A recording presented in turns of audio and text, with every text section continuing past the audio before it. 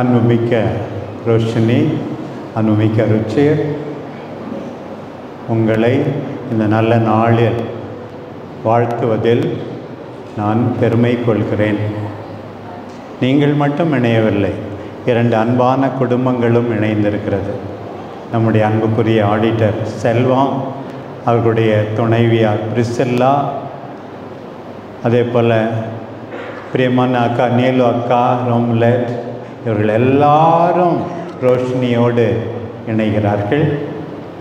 அதே போலத்தான் நம்முடைய காருண்யா, ஆண்டோன் அவர்கள் குடும்பம், பிரபு, சில்வியா அவர்கள் குடும்பம், இன்னும் மற்ற உறவுகள், அன்பான பெரிய பல்லியோ சார்ல்ஸ், ராணி பெரியம்மா எல்லாரும் சேர்ந்து, இன்னும் இங்கே இருக்கிற எல்லாரும் சேர்ந்து இன்றைக்கு இறைவனுக்கு நன்றி கூறுகிறார்கள்.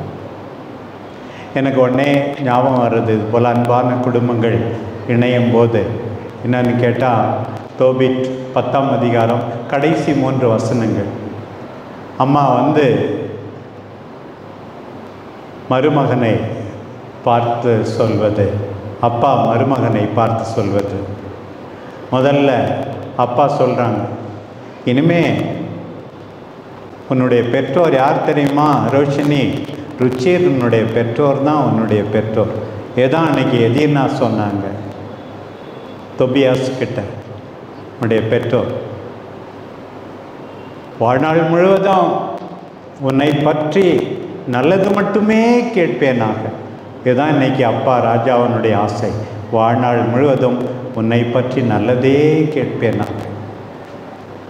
அதே போல் நம்முடைய கரோலின் சாந்தி, நீ என்னுடைய மகன் என்ற ருச்சிர் உன்னை இன்றைக்கு ஏற்றுக்கொள்கிறார்கள்.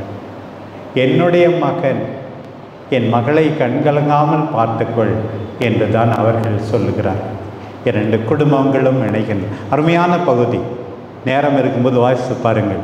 தோபித் 10ஆம் அதிகாரம் 12 to 14 வரை பாருங்கள். மிக அற்புதமான பகுதி பாருங்கள். உண்மையான மகிழ்ச்சி எங்கே வரப்போகிறது? ருச்சேர், you can be happy, your life will be doubled. சீராக்காகமம் 26:4 அதைத்தான் சொல்லுகிறது. நல்ல மனைவியை பெற்றவனுடைய வாழ்நாள் 2 மடங்காக ஆகும். மகிழ்ச்சி கிடைக்கும். ஆண்டவரே கொடுக்கின்ற மிகப்பெரிய சொத்து ரோஷினி. அப்படி ரோஷினி இருக்க வேண்டும். அதே போல் நீயும் ரோஷினிக்கு இருக்க வேண்டும் என்று இந்த நேரத்தில் வாழ்த்துகிறேன். ரோஷினி, பேதுரு எழுதிய முதல் திருமுகம் 3ஆம் அதிகாரம் 3வது வசனம். முடியில் நம்முடைய அழகு இல்லை, நகையில் அழகு கிடையாது, உடையில் அழகு கிடையாது.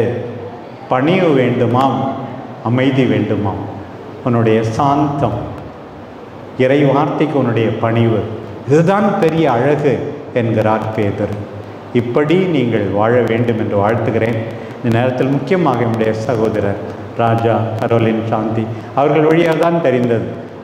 எந்த குடும்பமும், நீலு ஏற்கனவே is my collaborator in the ministry of the word of God.